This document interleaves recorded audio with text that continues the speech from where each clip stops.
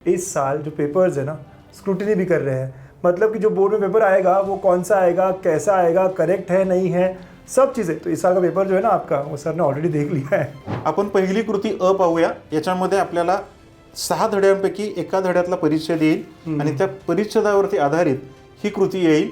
ही जी ज्ञान आकलनावरती कृती आहे आणि ही सुरुवात आणि शेवट जर छान आणि उत्तम केला तर छान मार्क्स मिळतात निबंधामध्ये। फक्त हा जो निबंधाचा प्रकार आहे, कल्पनात्मक निबंध, आत्मवृत्तात्मक निबंध, तर याच्यामध्ये लिहिताना हा निबंध लिहिताना प्रथम पुरुषी एकवचनी मध्येच हा निबंध लिहायचा असतो। अरे भाई रुको रुको, आपके लिए बहुत बड़ी चीज लेके आया हूँ। महाराष्ट्र बोर्ड के एग्जाम में मचाना है। चैप्टर वाइज इंपॉर्टेंट क्वेश्चन चाहिए, वो भी with hand written solutions. Sir previous year papers चाहिए विथ डिटेल सॉल्यूशंस। ये सब मैं आपको देने जा रहा हूँ, वो भी बिल्कुल फ्री। आपको सिर्फ देने होंगे 30 सेकेंड्स और फॉलो करनी होगी 3 सिंपल स्टेप। स्टेप 1, हमारे यूट्यूब चैनल गणितंक को सब्सक्राइब करना है। नंबर 2, डाउनलोड करना है गणितंक ऐप और साइन अप करना है। स्टेप 3, आपको वो स्क्रीनशॉट हमें व्हाट्सएप करना है इस नंबर पर। आपका स्क्रीनशॉट मिला और हम आपको ऐड कर देंगे हमारे महा रिवीजन कोर्स में। इसमें आपको मैथ्स ही नहीं, फिजिक्स, केमिस्ट्री, इंग्लिश, कंप्यूटर और कई सारे सब्जेक्ट्स के बहुत सारी चीजें मिलने वाली है। अगर हम आपके लिए इतना कुछ कर रहे हैं तो आपका भी इतना बनता है ना। तो इसीलिए गणितंक के साथ पढ़ोगे तो हमेशा आगे रहोगे। All the best. हेलो बच्चों, वेलकम टू गणितंक। कुछ ही दिन में हमारी एग्जाम्स है और मराठी लैंग्वेज पर हमने ध्यान ही नहीं दिया। मराठी की कैसे पढ़ाई करनी चाहिए, है ना। सिर्फ 4-5 दिन बचे, कैसे मैं कुछ चीज़ें कर लूँगा और अच्छा स्कोर हो जाए। इन सब पे डिस्कशन करने के लिए वी हैव प्रोफेसर, जो कि बहुत ही reputed college Garware junior college है, जो पुणे में बहुत अच्छा कॉलेज है। वहाँ पे 17 साल से पढ़ा रहे हैं, 17 ईयर्स का एक्सपीरियंस है मराठी पढ़ाने का। इसके अलावा 27 टाइम्स पेपर्स को एग्जामिन किया है, चेक किया है। पिछले 4 साल से मॉडरेटर भी है मराठी के। और ख़ास बात बताऊँ, इस साल जो पेपर्स है ना, स्क्रूटिनी भी कर रहे हैं। मतलब कि जो बोर्ड में पेपर आएगा वो कौन सा आएगा, कैसा आएगा, करेक्ट है नहीं है, सब चीज़ें। तो इस साल का पेपर जो है ना आपका, वो सर ने ऑलरेडी देख लिया है। ठीक है, मजाक करो, बताने नहीं वाले हम। लेकिन ऐसे एक्सपर्ट जो सब समझते हैं इस लैंग्वेज को, राइट, तो वो बताएंगे आज कि कैसे पढ़ना पड़ेगा, कहाँ स्कोरिंग है और कहाँ आप ज़्यादा अच्छा कर पाओगे, कम टाइम में कैसे अच्छा स्कोर कर पाते हो। तो विजय मराठे सर वी हॅव। ठीक आहे, thank you sir first of all, तुम्ही आलात। इथून पुढे आपण सेशन मराठीमध्येच करूया। ठीक आहे, तर मराठी विषय तुम्हाला माहिती आहे की मुलं थोडंसं दुर्लक्ष करतात की होऊन जाईल, शेवटला करूया, PCM आणि खरंच तर इंग्लिश इतकंच फोकस असतो। तर मराठीमध्ये तुम्हाला काय वाटतं, how much they can score? आता पण त्यांनी शेवटच्या 4-5 दिवसमध्ये केलं, किती स्कोर येऊ शकतं त्यांचं? मॅक्झिमम मार्क्स तुम्ही किती देऊ शकता? नमस्ते। आपण इयत्ता 12वीच्या येऊ घातलेल्या परीक्षेसंदर्भात आणि त्या पेपर संदर्भात आज चर्चा करूया। सरांनी छान प्रश्न विचारला की कमी कालावधीमध्ये आपल्याला जास्तीत जास्त गुण कसे पडतील। तर प्रथमतः मला तुम्हाला हेच सांगायचं आहे विद्यार्थी मित्रांनो, मराठी विषय हा सरावाने साध्य होणारा आहे आणि सराव जर जास्तीत जास्त तुम्ही केला, म्हणजेच लिखाण जर जास्तीत जास्त केलं आणि आपण प्रत्येक जो धडा आहे तो जर वाचून घेतला, तर मला असं वाटतं आपण पेपर लिहायला सज्ज राहू। आणि हे करत असताना आपण अशुद्ध लेखन करत नाही ना, आपण वारंवार ते लिहित जातोय ना।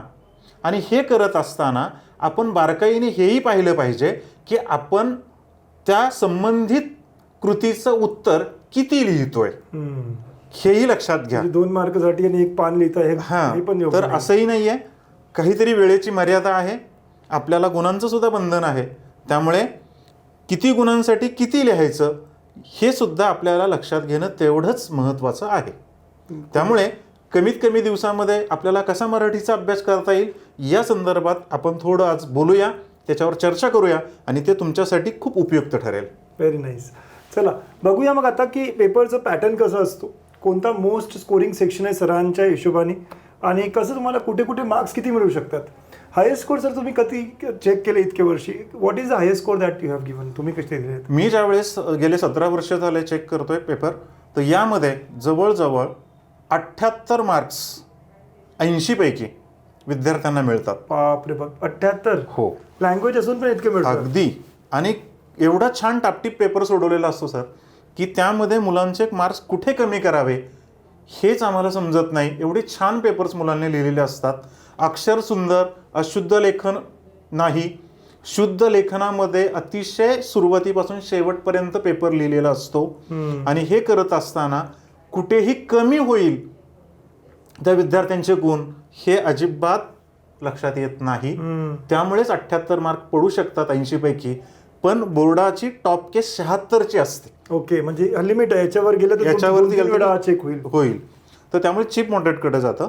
पण 76 पर्यंत आपल्याला टॉप केस असते आणि या टॉप केसचं परत चीप मॉडरेटकडे जाऊन तपासणी होते. पण काही ना काही छोट्या छोट्या चुका काढून कमी मार्क्स होतात. त्यापेक्षा आपण जर उत्तम लिहिलं आणि टॉप केसपर्यंत जरी पोहोचलो 75 तरी मला असं वाटतं अगदी उत्तम होईल. म्हणजे तुम्ही 75 ला टार्गेट करू शकतो. अगदी बरोबर. सर सांगा कसं असतं पेपर. चला तर मग आपण पाहूया. एक आपल्याच बोर्डाचा पेपर आहे 2025 मधला. ती कृतीपत्रिका आपण थोडी डोळे घालून घालूया. त्यातला पहिला भाग जो असतो तो विभाग 1 गद्य. आपण आपलं पुस्तक जर आपण पाहिलं असेल तर त्या पुस्तकामध्ये 6 धडे आहेत.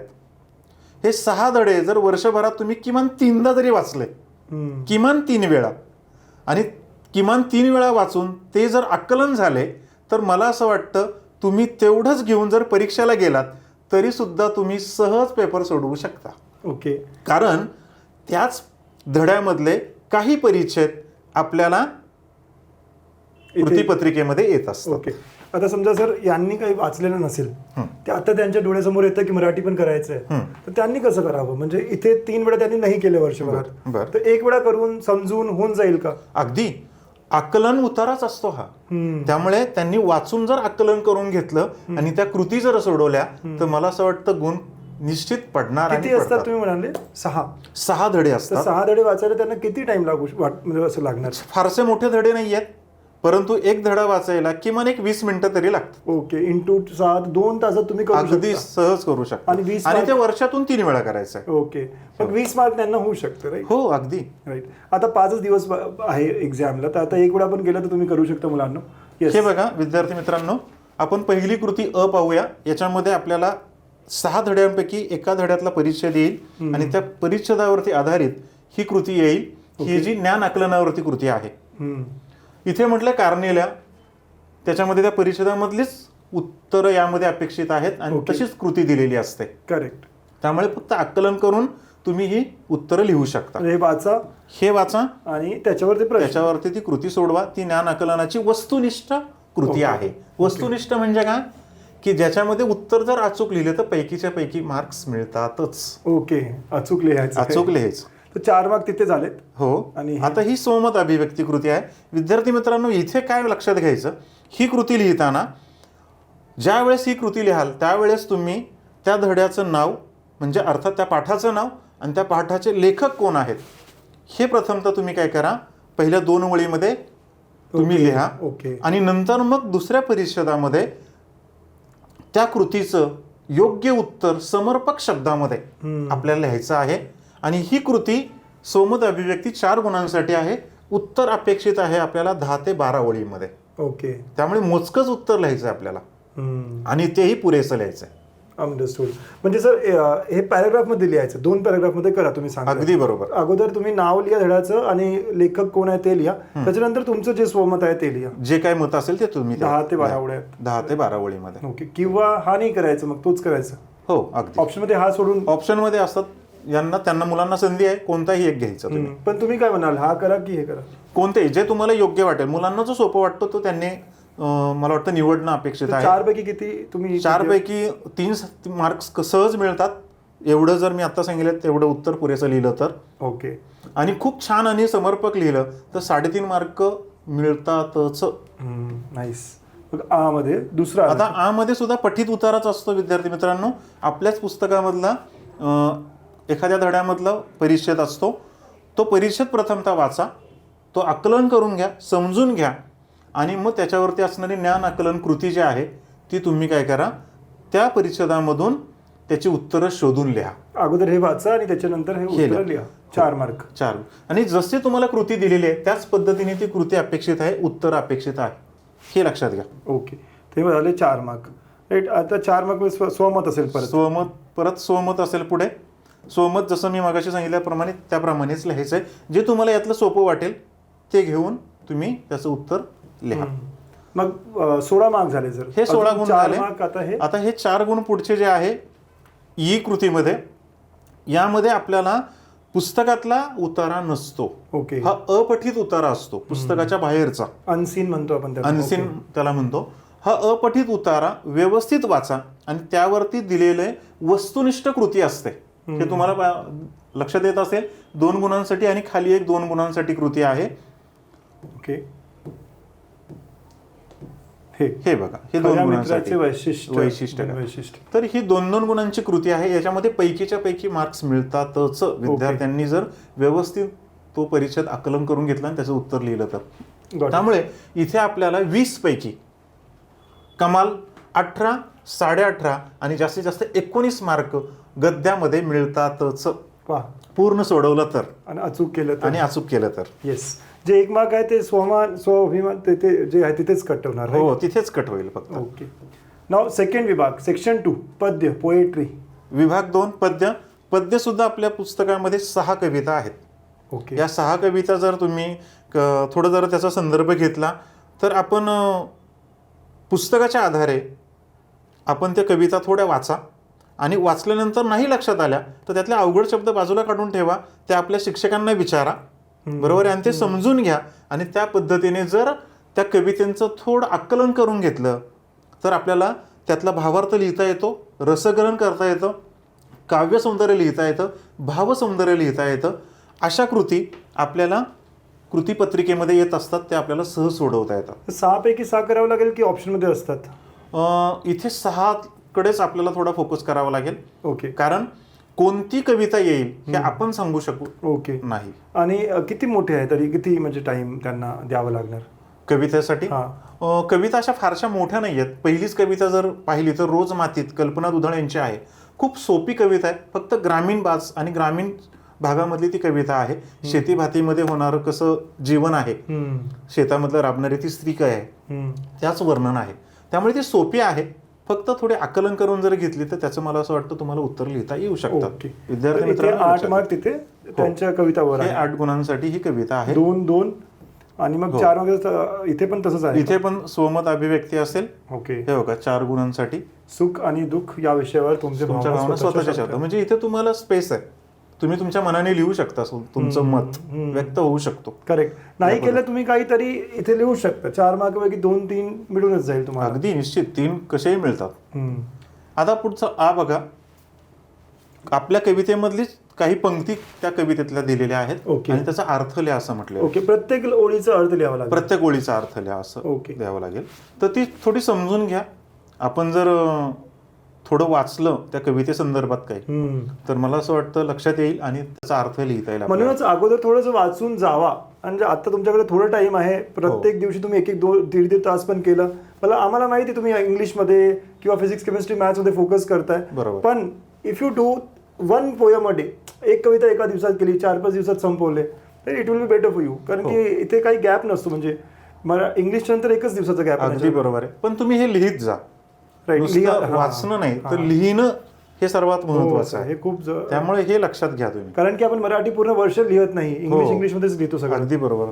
राईट. ई ही अनसीन असते का सर? नाही, ही सुद्धा आपल्या पुस्तकामधलीच कविता असते. फक्त 4 ओळी 5 ओळी दिलेल्या असतात. त्याचं काव्य सौंदर्य लिहा किंवा खाली रसग्रहण करा असं असेल. ओके. तर इथे ऑप्शन आहे 2. इथे ऑप्शन आहे रसग्रहण करा किंवा काव्य सौंदर्य लिहा. अशा 2 काव्यपंक्तीमधली काही पंक्तींमध्ये 4 मार्क. एकच आपल्याला निवडायचंय 4 गुणांसाठी. 4 गुणांसाठी किती मोठं? 10 ते 12 ओळी. ओके. मग तिथे अपेक्षित आहे कवी, कोणती कविता, कोणते कवयित्री आहेत, त्यांनी काय त्या कवितेमध्ये संदेश दिला आणि नंतर मग हे रसग्रहण. ओके. आणि ते तिथेच 1 मार्क म्हणून जाईल. अगदी बरोबर. सहज तिथे मिळून जातो. तर 16 मार्क्ससाठी पद्य. 20 आणि 16 झाले 36. बरोबर. इथे पण किती 15-14? इथे कसेही आपल्याला 14 मिळू शकतात. जर खूपच छान उत्तम लिहिलं तर 15 पर्यंत जाऊ शकतो. ओके. नाव विभाग 3 कथा साहित्य प्रकार. कथा साहित्य प्रकारामध्ये विद्यार्थी मित्रांनो प्रथमतः कथा साहित्य प्रकार परिचय आहे. आता या साहित्य प्रकार परिचयावरती आपल्याला परिच्छेद येतोय आणि परिच्छेद आल्यानंतर त्यावरती कृती आहेत. त्याही वस्तुनिष्ठ आहेत. एक एक आणि 2-2 गुणांसाठी. म्हणजे खूपच त्यामुळे सोपं आहे. इथले मार्क्स तुम्ही घालवू नका, हे मी निश्चित तुम्हाला सांगेन. एका वाक्यात. हे तुमच्या हातामध्ये आहेत हा. आणि त्याची उत्तरं या परिषदामध्येच आहेत. त्यामुळे हे 4 गुण तुम्ही कुठे जाणार नाही याची दक्षता तुम्ही स्वतः घ्यायची. इथं वाचलं की इथूनच देऊ शकतो. हो हो, हे बघा इथे हे 2 गुण आहे. त्यामुळे हे 4 गुण तुम्ही कुठेही घालवू पूर्ण नका. किती कथा किती आहे आपल्या कथा 2 आहेत. ओके पहिली कथा शोध आहे आणि दुसरी कथा गढी आहे. ओके. 2 पैकी दोन्ही करावं लागेल की एखादी केली तरी चालतं? खरं तर एखादी केली तरी होऊ शकतं, कारण का दुसऱ्या कृतीमध्ये आकृतीमध्ये आपल्याला बरेचसे ऑप्शन आहेत, पर्याय आहेत. ओके. त्यामुळे 4 पैकी 2 करायचे तर 2 पहिल्यावर येईल आणि 2 दुसऱ्यावर दुसऱ्यावर येईल. स्मार्ट स्टडी म्हणजे आपण एक पण व्यवस्थित केली. तुम्ही स्मार्ट करा की एखादी जरी कथा झाली तरी तुम्ही त्याच्यावरती आधारित उत्तर लिहू शकता. Very nice. 6 मार्क, 3 मार्काचे आहे. अगदी. म्हणजे थोडक्यात शोधकथा आणि गडी कथा इथं बघा हे सर्वात महत्वाचं आहे. अशी एक कृती येतेच. गडी या शीर्षकाची समर्पकता पटवून द्या. म्हणजेच काय की ती कथा काय आहे हे तुम्हाला फक्त काय करायचंय, 3 गुणांसाठी लिहायचं आहे. त्याच्यात काय आहे, काय आहे त्या कथेमध्ये, काय आहे ते मुख्य पात्र काय आहे आणि त्या मुख्य पात्राशी सभोवतीली काय वातावरण आणि त्यांनी काय कार्य केले ते फक्त सांगायचं. आणि तुम्ही एक वेळा वाचलं तर तुम्हाला स्वतःच समजेल हे. अगदी. खूप सोपं. म्हणजे एकदा जरी ही कथा वाचली तरी पटकन समजून जाईल. एवढी सोपी कथा आहे. तर 10 मार्क झाले इथे कथावर. हो. 36 आपल्याला 8 मार्क पडली. येस, 10 पैकी 8 होईल. हो हो. उपयोजित मराठी. उपयोजित मराठी हा विशेष लक्ष देणारा विभाग आहे. बरेच विद्यार्थी याकडे दुर्लक्ष करतात आणि इथेच कमी गुण पडतात. त्यामुळे याकडे जरा थोडं फोकस करा, कारण हे पुस्तकामधलं सगळं येणार आहे तुम्हाला. त्यामुळे तुम्हाला अवांतर दुसरी काही पुस्तकं घेऊन वाचायचं अजिबात नाही. जे पुस्तकात आहे तेच इथे येणार आहे तुम्हाला कृतीपत्रिकेमध्ये. त्यामुळे सुरुवातीला बघा अ मध्ये 4 गुणांचे वस्तुनिष्ठ कृती आहेत. त्याही प्रत्येक विभागानुसार प्रत्येक घटकानुसार आहे. किती घटक आहे? 4 घटक आहेत. मुलाखत, माहितीपत्रक, अहवाल आणि वृत्तलेख. 2 केले तरी चालेल? 2 केले तरी पुष्कळ होईल. म्हणजे फुल मार्क्स मिळू शकतात त्यांना निश्चित, कारण की इथे तुम्हाला 2 म्हटलंय. हो 2च म्हटलंय. तसंच 2 म्हटलं. तसंच आ खाली कृतीमध्ये सुद्धा 2च म्हटलंय. म्हणजे तुम्ही कोणतेही 2 जर केले तर तुम्हाला कसे मार्क्स मिळतील. स्मार्ट स्टडी यालाच म्हणतात की सगळंच करू शकत नाही आम्ही, आता खूपच दिवस आहे, तर असं करा ना मग 2च करा, व्यवस्थित 2च करा, पण ते उत्तम करा, चांगले करा. आणि इथे मात्र सांगायचंय मला की ही जी मोठी कृती आहे जवळजवळ एक 5 गुणांची आहे. 2 लिहायचे आहेत आपल्याला. करेक्ट. जवळजवळ एक पूर्ण पेज होईल, एक पूर्ण पान होईल किंवा त्याही पुढे जाईल. पण लिहिताना मात्र एक लक्षात घ्या, ज्यावेळेस ही कृती लिहिणार आहात तुम्ही तर हे मुद्दे आहेत, त्या कृतीचे पॉइंट्स आहेत, तो पॉइंट घ्यायचा, म्हणजेच तो मुद्दा घ्यायचा आणि त्याचं सविस्तर एक 4 ओळी उत्तर अपेक्षित लिहायचं. अशीच ओळी आली पाहिजे. ही जे हा मुद्दा आहे, हा पॉइंट आहे, हा पॉइंट घ्यायचा, त्याच्यावर लिहायची, त्याच्यावर लिहायचे 4 ओळी, 4 ते 5 ओळी असे हे 5 मुद्दे आहेत, 5 गुणांसाठी आहेत. ओके. त्यामुळे तुम्ही जर मुद्देसूद लिहिला, जसं की इकॉनॉमिक्स किंवा SPOC मध्ये तुम्ही शेवटचे क्वेश्चन 8 किंवा 10 गुणांचे असतात, तर तिथे तुम्ही पॉइंट्स लिहिता आणि ते एक्सप्लेन करता. तसं इथे अपेक्षित आहे. जर तुम्ही सविस्तर एक सुरात एका ह्याच्यामध्ये लिहिलं तर तेवढे गुण पडणार नाहीयेत. मुद्देसूद लिहिले तर निश्चितच मुद्दा लिहा त्याच्यावर 4 ओळी, दुसरा मुद्दा लिहा त्याच्यावर 4 ओळी, असं लिहून तुम्ही चांगले गुण पाडू शकता. 5 पैकी 5 होतात, निश्चित पडू शकतात छान लिहिलं तर. नाईस. आणि शेवटचं आता व्याकरण व लेखन 20 मार्क. विभाग 5 व्याकरण व लेखन. आता हा वस्तुनिष्ठ आहे आणि पुढे लेखन निबंधाचा आहे. वस्तुनिष्ठ मध्ये याच्यामध्ये व्याकरणामध्ये पर्यायासहित आपल्याला कृती दिलेल्या असतात. उदाहरणार्थ बघा आता इथे की योग्य पर्याय निवडा, हा आनंद सर्वत्र असतो. या वाक्याचं काय करायचं, आपल्याला प्रश्नार्थी वाक्य ओळखायचं, तर ते पर्याय दिलेले आहेत वर. फक्त आपल्याला ते वाक्याचा अर्थ बदलता कामा नये. बरोबर आहे. त्या वाक्याचा अर्थ न बदलता त्याचं उत्तर आपल्याला शोधायचं आहे. सर्वत्र असतो का? हा आनंद सर्वत्र असतो. हा आनंद कुठे नसतो तर सर्वत्र असतो, हे त्याचं अचूक उत्तर आहे. हा आनंद कुठे नसतो तो सर्वत्र असतो. करेक्ट. हा त्याचं उत्तर आहे. त्यामुळे हे एक लक्षात घ्या, शिकवताना लक्षात येईल तुमच्या. आता त्याच्याशीच निगडीत पुढे वाक्य दिलेलं आहे, त्याचं विधानार्थी वाक्य करा किंवा प्रश्नार्थी वाक्य करा किंवा उद्गारार्थी वाक्य करा, असे दिलेले असतात. जे कंसात असतं ते करायचं आहे आपल्याला ते वाक्य. हे उद्गारार्थी वाक्य आहे, इथे एक्सक्लेमेटरी सेंटेन्स म्हणजे उद्गारक चिन्ह आहे, तर त्याचं आपल्याला विधानार्थी करायचं आहे. मग कसं होईल, तर काल रात्री ढगांचा खूप गडगडाट झाला. ओके, हे झालं विधानार्थी वाक्य. अंडरस्टूड. त्याला 1 मार्क मिळाला. त्याला 1 मार्क मिळाला. ही अचूकता तुम्हाला जमली पाहिजे, हम्म. त्यामुळे ते 1 मार्क तुम्हाला मिळून जाईल.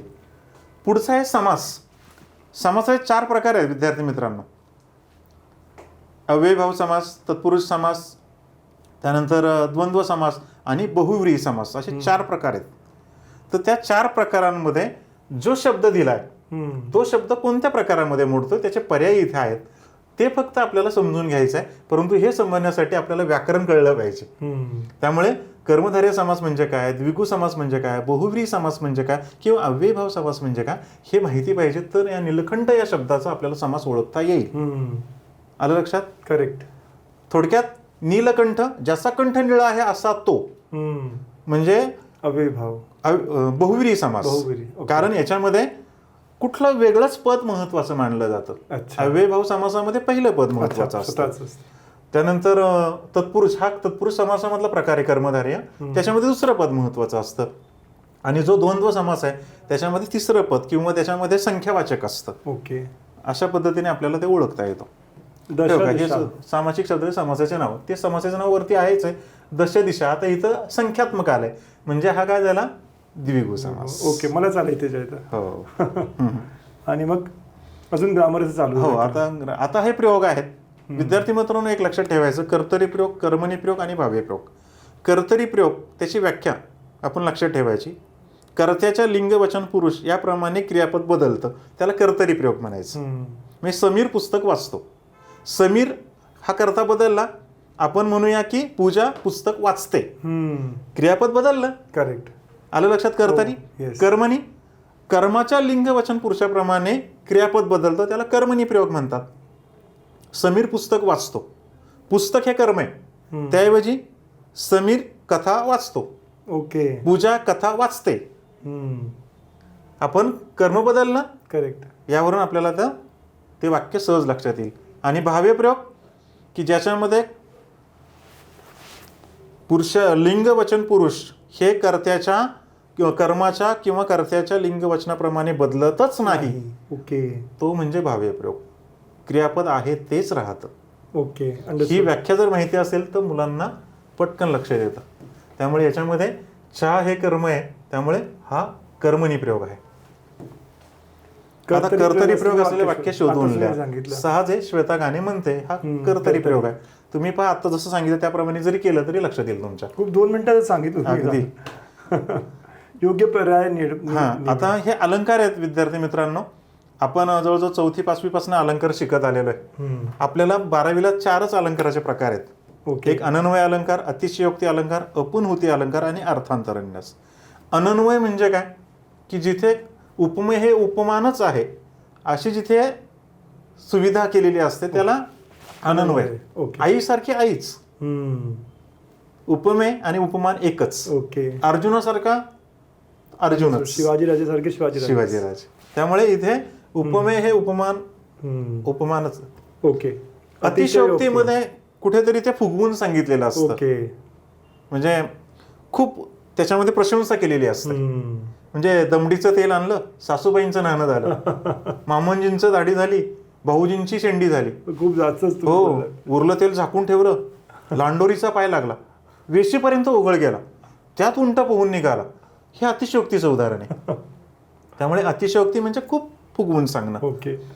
अपनहुती अलंकार याच्यामध्ये विशेष काय असतं की न हे नयन उमलती सरोजातील, म्हणजे इथे नयन आपल्याला असं वाटतं की ते डोळे आहेत, पण नाही. पुढचं वाक्य घेतल्यानंतर ते कमळाचे काय आहेत, फुल आहे हे लक्षात येतं. त्यामुळे इथे उपमेयाचा निषेध केला जातो किंवा उपमेयाला झाकून ठेवलं जातं. शेवटपर्यंत लक्षात येत नाही येतो आपल्या. हे इथे आपण होते. आणि अर्थांतरण्यासमध्ये एक अर्थ, समर्पक अर्थ बाजूला ठेवला जातो. समर्पक अर्थ थोडा बाजूला ठेवला जातो आणि त्याचा उपयोग करून अर्थांतरण्यास हे केलं जातं. तसंच हे उदाहरण वरचं आहे. फुलगळे फळ गोड झाले, विजनोरे डौला तो तरु डुले, तेज जळे बग ज्योत पाजळे, का मरणी अमरता ही नखरी.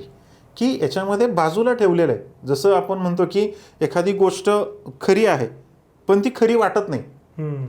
आहे पण नाही, अशा पद्धतीचं अर्थांतरन्यासमध्ये आपल्याला दिलं असतं. ओके. अजून व्याकरणमध्ये आहेच एक एक मार्क, सगळे एक एक मार्काचेच असतात. हो, एक आणि एक ते गुणांचे, सर्व एक एक आरामाने गुणांचे मिळून 10 जाते. गुण असतात. आता इथे आपण येतोय वाक्प्रचाराचा अर्थ. आता वाक्प्रचार खूपच असतात, त्यामुळे वाक्प्रचाराचं दिलेलं असतं, त्याचा अर्थही दिलेला असतो. हे फक्त विद्यार्थ्यांनी सगळे निवडायचं. पुस्तकामध्ये असतंय काय दिलेले? पुस्तकामध्ये हे सगळे वाक्प्रचार आहेत. ओके. हे जो दिलेला वाक्प्रचार आहे पुस्तकाच्या बाहेरचा नाहीये. ओके. कोणताही घटक पुस्तकाच्या बाहेरचा नाहीये, ओके. पुस्तकामधलंच असतात. त्यामुळे त्याचं उत्तर इथे आहे आणि परत त्याचा वाक्प्रचाराचा वाक्यात उपयोग करायचा आहे 1 गुणांसाठी. आणि ह्याचं शेवटचं उत्तर आहे. आता आपलं निबंध. आता शेवट निबंध. इथे तुम्ही कमी पडता. हम्म. का? लिखाण सराव नाही. तर तो होण्यासाठी आपल्याला थोडं अवांतर वाचन करावं लागेल. अवांतर वाचन करून नुसतं उपयोग नाही आहे, तर कुठेतरी आपण लिखाण चालू ठेवलं पाहिजे. हम्म. आणि ते जर लिहित राहिला तर काहीतरी आपल्याला सुचेल निबंध लिहिताना. निबंध लेखनाचे 5 प्रकार आहे विद्यार्थी मित्रांनो. प्रवास वर्णनात्मक निबंध, कल्पनात्मक निबंध, आत्मवृत्तात्मक निबंध, वैचारिक निबंध, आणि असे हे निबंधाचे प्रकार जे आहेत ते आपल्याला 5 प्रकार येतात. त्यापैकी एक निवडायचा आहे तुम्हाला. पण तो कसा निवडणार? तुम्हाला असं वाटेल की यातलं सगळंच मला लिहिता येतं, पण आपल्याला सुरुवातीला असं वाटतं की एखाद्या विषयाचं मला खूप लिहिता येतं, पण नंतर ज्यावेळेस आपण लिहित जातो त्यावेळेस आपल्याला नंतर मग पुढे लिहिणं थोडं कठीण जातं. किती पानं लिहावं लागेल? 200 ते 250 शब्द दिलेले आहेत. आपण जवळजवळ 2 पूर्ण पेज आणि त्याही पुढे जरी गेला तरी उत्तम एखादा परिच्छेद. ओके. पण तेवढं लिहिणं आवश्यक आहे, तरच आपल्याला 8 पर्यंत 9 पर्यंत मार्क्स मिळतात निबंधामध्ये. तर आपण थोडं समराईज करूया. परंतु इथे सर्वात महत्त्वाचं, ओके, निबंध लिहिताना सुरुवात छान करायची. बरेच विद्यार्थी निबंधाचं शीर्षक लिहित नाहीत. अच्छा, माझी आई असं लिहित नाही. लिहिलं पाहिजे वरती. निबंधाचं शीर्षक लिहून त्याला छान पेन्सिलने अधोरेखित केलं पाहिजे आणि शीर्षक देऊन एखादी छान त्या विषयाची संलग्न काव्यपंक्ती असेल किंवा चारोळी असेल तर ती प्रथमतः टाका आणि नंतर परिच्छेद करून तुम्ही लिहायला सुरुवात करा. तिथे पण पॅसेजेस 1-1, 2-2 परिच्छेद, जवळजवळ 8 ते 9 परिच्छेद तुम्हाला निबंधामध्ये आले पाहिजेत. सुरुवात छान करा आणि शेवटही छान करा. निबंधामध्ये कसे तुम्हाला अडकून तुम्ही सगळं वाचता का? कारण की तुम्हाला तर इतके पेपर्स करावे अगदी लागतात. बरोबर, पण शब्द डोळ्याखालनं जातात आमच्या पटपट. ओके. आणि त्या शब्दांवर जर फोकस झाला तर पटपट आमचे इथे हँडरायटिंग वर म्हणजे एक जास्त मार्क मिळू शकतं असं काही? इथे लक्षात घेतलं पाहिजे की अशुद्ध लेखन जर आलं तर तिथे त्याच्या खाली लाल पेनाने, शाईने किंवा पेनाने अधोरेखित केलं जातं. त्यामुळे तुम्ही अशुद्ध लेखन नको, इथे पूर्ण शुद्ध लेखनामध्ये आपला असला पाहिजे. आणि हे करत असताना आपल्या चुका होणार नाहीत ना, वाक्य पण आपले व्यवस्थित असले पाहिजेत. आणि ही सुरुवात आणि शेवट जर छान आणि उत्तम केला तर छान मार्क्स मिळतात निबंधामध्ये. फक्त हा जो निबंधाचा प्रकार आहे, कल्पनात्मक निबंध, आत्मवृत्तात्मक निबंध, तर याच्यामध्ये लिहिताना, हा निबंध लिहिताना प्रथम पुरुषी एकवचनी मध्येच हा निबंध लिहायचा असतो. म्हणजे मी हे संबोधन आलं पाहिजे. मी रस्ता आहे, मी तो पडका किल्ला आहे, मी फाटकं पुस्तक आहे, या अर्थाने. ओके. तर या पद्धतीने आपल्याला छान गुण यामध्ये प्राप्त होऊ आपण शकतात. थोडं समराईज करूया. पहिला प्रश्न जे आहे किंवा जो पहिला विभाग आहे तो होता गद्य. बरोबर. 20 मार्क. हो, राईट. तिथे तुम्ही म्हणता की 18 मिळूनच जाईल. बरोबर. ठीक आहे. दुसरा जो आहे तो आहे पद्य. बरोबर. मी मराठी बरोबर लिहितो की नाही माहित नाही, 16. ठीक आहे. त्याच्यानंतर तिसरा विभाग आहे कथा. येस. तिथे तुम्हाला होते 10 मार्क. हो. आणि चौथा होता व्यवहारिक उपयोजित मराठी. हो. उपयोजित मराठी, राईट. हो. इथे 14 मार्क होते. हो, 14. किती झालेत? 30, 40, 60. आणि पाचवा आहे व्याकरण व लेखन. तर व्याकरणवर 10 मार्क आणि इथे 10 मार्क, पुढे मिळून 20 मार्क. हो, 20 गुण. तर असे 80 मार्क आहेत. तुम्ही म्हणता इथे 75 क्रॉस करू शकता. निश्चित. आपण जर थोडं विचार केलं तर इथे 18, इथे 16, म्हणजे इथे 15 आपण पकडूया. इथे कसे 8 पण 9 मिळू शकतात. ओके. इथे आपण 12 पकडूया. इथे जवळजवळ हे व्याकरणाचे 10 पैकी 10 आणि निबंधामध्ये 8, असे 18. 2 आपण हे जर 4 पाहिलं तर 5 6 8 72 मार्क होतात. 72 तर 70 तर आरामात होऊ 70 शकतात. तर आरामात होऊ शकतात आणि ओरलचे तोंडी परीक्षेचे 20 गुण आहेतच. त्यापैकी काय पडतील ते जर थोडा विचार केला तिथे 20 पैकी 20 पकडूया आपण. 90 होऊ शकतात. हो म्हणजे की मराठी खूप स्कोरिंग आहे. निश्चितच.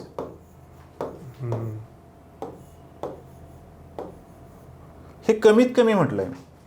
तुम्हाला जास्तीत जास्त जर पाडायचं म्हटलं तर थोडी अचूकता ठेवा, टापटीप पेपर ठेवा, शेवटी पेन्सिलने अधोरेखित करा आणि हे सगळं करत असताना जी कृती दिली या पद्धतीने त्या क्रमाने कृती सोडवत जा आणि पूर्ण कृती सोडवा. सिक्वेन्स वाईज करा सगळं. सिक्वेन्स हा Right. पूर्ण कृती सोडवा, कुठेही राहणार नाही याची दक्षता तुम्ही घ्या. म्हणजे आपण इथपर्यंत निश्चित पोहोचू हे लक्षात घ्या. आणि हे सगळं करत असताना टाइम जर पाहिला, वेळ जर पाहिली तर आपला 80 गुणांचा पेपर आहे. आपल्याला 80 गुणांचा पेपर आहे, वेळ मिळतात 3 तास अर्थात 180 मिनिटे. आपण गुणांच्या दुप्पट करूया 160 मिनिटे, पण आपल्याला मिळतात 180 मिनिटे. 20 मिनिटं आपल्याला एक्स्ट्रा आहेत. त्यामुळे आपण कुणीही लक्षात घ्या की कुणीही पेपर झाल्यानंतर म्हणायचं नाही की मला वेळ मिळाला नाही. कारण वेळ आहे भरपूर, वेळ भरपूर आहे. पण जिथे तुम्हाला वेळ कमी पडला, का कमी पडला तर तुम्ही कुठेतरी अवांतर लिहित बसलात. त्यामुळे जेवढं मोजकं दिलंय तेवढंच लिहा, तरच तुम्हाला तो वेळ पुरेल. आणि प्रत्येक गुणांच्या दुप्पट वेळ करायची हे लक्षात घ्या. म्हणजे 2 गुण असेल तर 4 मिनिट वेळ लागेल त्या उत्तर लिहायला. 4 गुणांचा असेल तर 8 मिनिटे लागतील. 10 गुणांचा असेल तर 20 मिनिटं लागतील. या पद्धतीने तुम्ही काय करा, त्याचा सराव करा. तो बच्चो आणि इथे स्मार्ट वर्क पण तुम्हाला जसे कथा 4 आहे, तुम्ही 2 केले तरी चालेल. हो. किंवा उपजित मराठीमध्ये 4 धडे आहेत, 4 आहेत, तर त्यातले 2 करायचे. हो. अर्धे केले तरी चालतं. राईट. हो हो. कथा 2 आहे. राईट. कथा 2 आहे, त्यातली एकच करा. इथे तुम्ही वाचू शकता स्वतःचा टाइम. अगदी बरोबर आहे. गद्य आणि पद्य 6 आहे तुम्हाला करावंच लागेल. हो. यू कॅन डू व्हेरी वेल. आताही तुम्ही सुरू केलं तरीही तुम्ही आरामानं कम्प्लीट करू शकतात. 1-2 दिवसात पण होणारी आहे. निश्चितच. राईट. आणि आरामानं करा आणि हे सगळं दिलेलंच असतं. सीनच आहे, तुम्ही स्कोअर करू शकता. आणि सर जसं म्हणाले, चेकर्स जे आहे पेपर एक्झामिनर ते मार्क्स देतात, असं नाही की मार्क्स देत नाही. तर you can get 70 around marks आरामाने. आणि सर म्हणतात ते 75 पर्यंत पण जाऊ शकता तुम्ही व्यवस्थित लिहिलं तर. अगदी ठीक आहे. सो अजून काही? अगदी बरोबर. आणि कृतीपत्रिका जी आहे ती सोडवताना प्रत्येक कृती स्वतंत्र पानावर लिहायची. म्हणजे उदाहरणार्थ कृती 1 अ आ ई एका खाली एक येऊ द्या, पण ई संपल्यानंतर लगेच त्याच्या खाली दुसरी नकोय कृती, तर ती स्वतंत्र पानावर लिहा. आणि पूर्ण कृती पत्रिका सोडवून झाल्यानंतर पेन्सिलने रेषा मारा, टापटीप पेपर ठेवा आणि आपण काय लिहिलंय एकदा परत डोळ्या खालून घाला. आणि एकदा का डोळ्या खालून घातलं की आपल्याला कळून चुकेल की आपण छान पेपर सोडवलेला आहे आणि आपल्याला छान मार्क्स मिळणार आहेत. आणि त्यामुळे आपण आपला स्कोर होणार आहे. त्यामुळे आपण निश्चिंत राहा.